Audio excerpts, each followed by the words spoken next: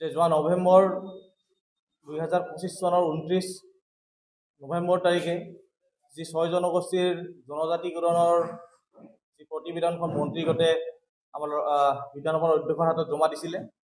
কিন্তু তেওঁলোকৰ কথা আৰু কামৰ মাজত এই পাৰ্থক্য দেখা পাইছোঁ। আজি চাওক, নৱেম্বৰ মাহৰ যোৱাৰ পিছত এমাহৰ পিছত তেওঁলোকে যি প্ৰতিবেদনখন দিল্লীত প্ৰেৰণ কৰাৰ কথা তেওঁলোকে অৱগত কৰিছিল, কিন্তু আজি 2 মাহ পাৰ হ'ল, কিন্তু আজিলৈকে যি জনজাতিকৰণৰ বিষয়টো স্থবিৰ হৈ আছে। এতিয়া আমাৰ প্ৰশ্ন হৈছে যে অসম চৰকাৰে যে আমাক ললিপপ দিছে না আমাক প্ৰবঞ্চনা প্ৰতাৰণা কৰি আছে, নে কেৱল তেওঁলোকে ৰাজনৈতিক ইছ্যু হিচাপে লৈ এই ৰাজনৈতিক তেওঁলোকৰ প্ৰতিক্ৰিয়াটো পাৰ কৰিব বিচাৰিছে, আমি সন্দেহ হৈছে। আৰু যোৱাকালি যি আমি সংসদত যি জনজাতিকৰণ বিভাগৰ মন্ত্ৰী যি দুৰ্গা দাস উৰ্কিয়ে যিটো কথা ক'লে যে আজিলৈকে দিল্লীলৈ যি প্ৰতিবেদনখন গৈ পোৱা নাই, তেনেস্থলত আমি সেইকাৰণে আমি কিছুমান কাৰ্যসূচী হাতত ল'বলৈ বাধ্য হৈছোঁ আৰু আমি ধিক্কাৰ দিছোঁ যে এনেকুৱা ধৰণৰ যি কাৰ্যকলাপ অসম চৰকাৰে কৰি আছে গৰিহণাৰ যোগ্য। সেইকাৰণে আমি সদস্য ছাত্ৰ সন্থা, যুৱ ছাত্ৰ সন্মিলনী, KRSS আৰু সদৌ অসম কোচ ৰাজবংশী সন্মিলনীয়ে আমি যৌথভাৱে এলানি আন্দোলনৰ কাৰ্যসূচী লৈছোঁ। যিহেতু অনাগত দিনত আমাৰ যি জনজাতিকৰণ বিষয়টো আমাক 26 ইলেকশ্যনৰ পূৰ্বে আমি বিচাৰিছিলোঁ, কিন্তু আমি যি দেখা পালোঁ সেইকাৰণে আমি আন্দোলনৰ কাৰ্যসূচী ল'বলৈ বাধ্য হৈছোঁ। অহা 9 ফেব্ৰুৱাৰী তাৰিখে আমি পদযাত্ৰা আমি কাৰ্যসূচী লৈছোঁ আমাৰ চিৰাং আৰু বঙাইগাঁও, আৰু তদ্ৰুপ আমাৰ যি 14 ফেব্ৰুৱাৰী তাৰিখে যিহেতু অসমৰ প্ৰধানমন্ত্ৰী অসমলৈ আহিব, ভাৰতৰ প্ৰধানমন্ত্ৰী অসমলৈ আহিব, তাৰ প্ৰতিবাদ জনাই আমি আমাৰ জিলাই আৰু ৰাজহুৱা স্থানত আমি কলা পতাকা উত্তৰাই আমি প্ৰতিবাদ সাব্যস্ত কৰিম। চাওক, কোচ ৰাজবংশী সমাজৰ এটা স্পষ্ট কথা, কোচ ৰাজবংশী জনগোষ্ঠীক এইবাৰ ৰাজনৈতিক বৈতৰণী হিচাপতে কোনো ৰাজনৈতিক দলে ব্যৱহাৰ কৰিব নোৱাৰিব। আমি যেতিয়া 29 নৱেম্বৰ তাৰিখে 2025 চনত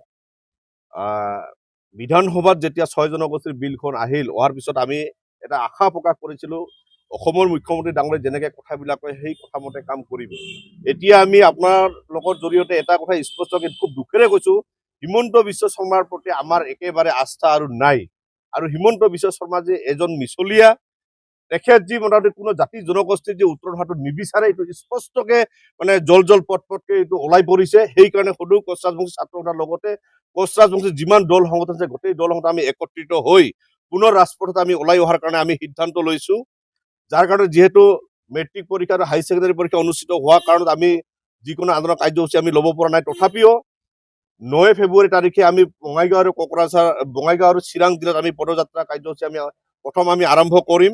তাৰপিছত আমি যিহেতু ভাৰতৰ প্ৰধানমন্ত্ৰী ডাঙৰীয়া নৰেন্দ্ৰ মোদী ডাঙৰীয়া অসমত 14 তাৰিখে আহিব, 14 ফেব্ৰুৱাৰী তাৰিখে প্ৰতিখন জিলাত কলা পতাকা আমি প্ৰদৰ্শন কৰি আমি দেখুৱাই দিম।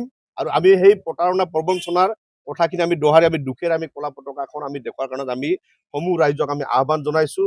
লগতে এটা স্পষ্টকৈ আমি ক'ব বিচাৰোঁ, যদি অসমখনৰ খিলঞ্জীয়া ভূমিপুত্ৰসকল আৰু অসমখনক যদি অসমৰ মুখ্যমন্ত্ৰী ডাঙৰীয়াই ভাল পায়, বিজেপি চৰকাৰে যদি ভাল পায়, তেতিয়াহ'লে অসমৰ 6 জনগোষ্ঠী প্ৰথমে জনজাতিকৰণ কৰাৰ ব্যৱস্থা কৰিব লাগে।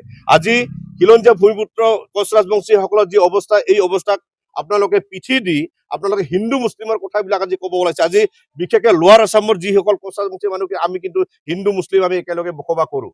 আপুনি যদি সঁচাকৈ যদি খিলঞ্জীয়া হিন্দুসকলক ভাল পায়, আপুনি যদি মূৰৰ কামৰণি যদি আপোনাৰ মুছলিমসকল হৈছে, তেতিয়াহ'লে আমি হিন্দুসকলক সুৰক্ষা কৰাৰ কাৰণে আজি আমাক কিয় জনজাতিকৰণ কৰা হোৱা নাই?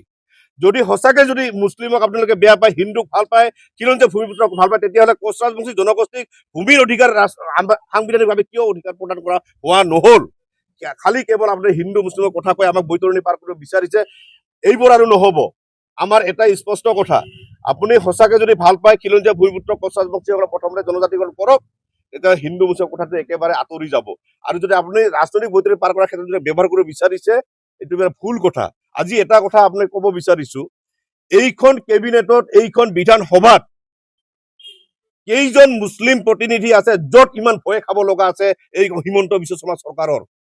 আজি সিদ্ধান্ত ল'ব পাৰে, আজি যদি ইচ্ছা কৰে আজি সিদ্ধান্ত ল'ব পাৰে। আজি খিলঞ্জীয়া ভূমিপুত্ৰসকলক যদি সঁচাকে তেখেতসকল যদি সুৰক্ষা প্ৰদান কৰিব বিচাৰে, তেতিয়াহ'লে দিব পাৰে। কোনো এজন মুছলিম প্ৰতিনিধি, এজন মুছলিম মন্ত্ৰী নাই য'ত কোনোবাই বিধানসভাত বিৰোধিতা কৰিব পাৰে। কিন্তু এইবোৰ নকৰি কেৱল বোকা বাহ্য কৰি আমাৰ সমাজখন ধ্বংস কৰাৰ ব্যৱস্থা কৰি থাকিব আমি সহ্য আৰু নকৰো। সেইকাৰণে 9 ফেব্ৰুৱাৰীৰ পৰা আমি প্ৰত্যেকটো সমাজ কোচ ৰাজবংশী মানুহ ৰাজপথত ওলাই আহিব আৰু অসমৰ বিভিন্ন প্ৰান্তত সিঁচৰিত হৈ থকা কোচ ৰাজবংশীসকল আমি একত্ৰিত হৈ নো এছটি নো ভোট এই কথাৰে আমি বিজেপিক উচ্ছেদ কৰাৰ পৰিৱেশ আমি ৰচনা কৰিম।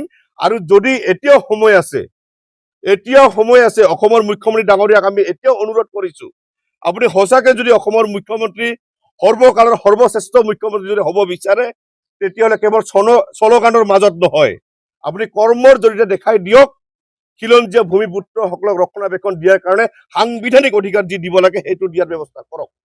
যোৱাকালি আমি দেখিবলৈ পাইছো লোকসভাত বিভাগীয় মন্ত্ৰীৰ জৰিয়তে আমাৰ বিধানসভাৰ বিল এতিয়ালৈকে যোৱা নাই, আমাৰ 6 জনগোষ্ঠীৰ প্ৰতিবেদন এতিয়ালৈকে যোৱা নাই। খুব দুৰ্ভাগ্যজনক কথা দিছিল 1 মাহৰ ভিতৰত দিব। আমিও যদিওবা আমি সন্তুষ্ট হোৱা নাছিল, তথাপিতো আমি এটা কথা কৈছো কি আপোনালোকে কৰিব বিচাৰি সোনকালে কৰক।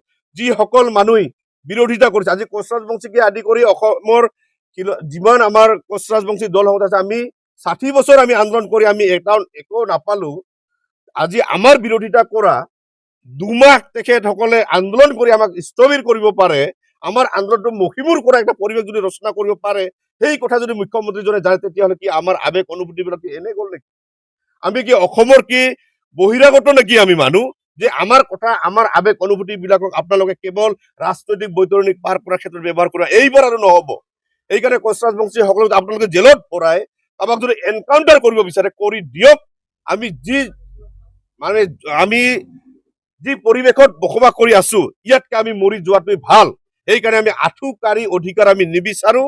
নিজৰ শক্তি যেতিয়ালৈকে আছে আমি ৰাজপথত দেখাই যাম, গণতান্ত্ৰিকভাৱে আন্দোলন কৰি যাম। তথাপিও যদি আমাৰ কথা শুনিব নিবিচাৰে, আমি অসমখন স্তব্ধ কৰি দিয়াৰ পৰিৱেশটো আনিম।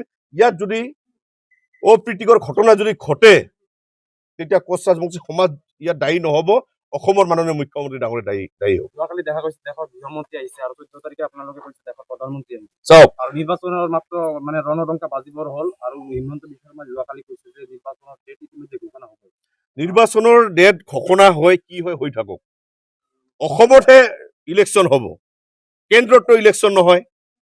মুখ্যমন্ত্ৰী ডাঙৰীয়া আজি অধিসূচনা জাৰি হোৱাৰ পিছতো কোচ ৰাজবংশীসকলক জনজাতিকৰণ কৰিব বিচাৰে, এতিয়াও কৰিব পাৰে। সময় নাই কথা এইটো ভুল। আজি কেন্দ্ৰত এতিয়ালৈকে চৰকাৰ আৰম্ভই হৈছে, চলি থাকিব। অসমত যদি নৰেন্দ্ৰ মোদী ডাঙৰীয়াই অমিত শ্বাহ ডাঙৰীয়াই যদি সেইটো কথা মনৰ পৰা যদি কৰিব বিচাৰে, এতিয়াই কৰিব পাৰে।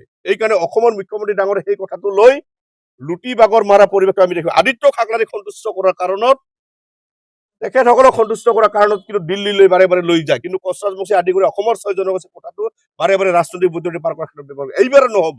এইকাৰণে নো এছটি নো ভোট শ্লোগানেৰে আমি আগবাঢ়ি যাম। ইয়াত কোনোবাৰ ক্ষতি হয় কি হয় আমি একো বুজি নাপাওঁ। আমাক ভোক লাগিছে, ভোক নিবাৰণৰ কাৰণে যি কৰণীয় আছে সেইটো কাম আমি কৰি যাম।